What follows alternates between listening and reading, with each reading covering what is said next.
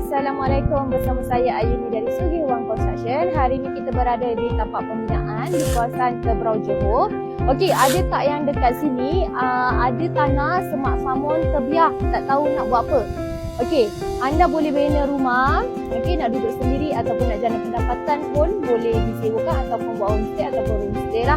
So ini adalah salah satu pembinaan daripada Sugi Huang Construction. Okey, untuk rumah ni berkeluasan 1370 square feet. Dia punya bukaan kaki 45 kali 36 kaki. Okey, untuk dia punya ruangan pula mempunyai 4 bilik tidur dan juga 3 bilik air. So sangat sesuai untuk family yang ramai. Okey, nak balik kampung raya ke ataupun kalau nak sewakan ke kan, ataupun nak buat homestay, sangat-sangat selesa lah untuk yang berkeluarga ramai. Okey, so kita nak tengok dia punya progress sekarang dan kita nak tengok dia punya ruangan ni macam mana. Jom.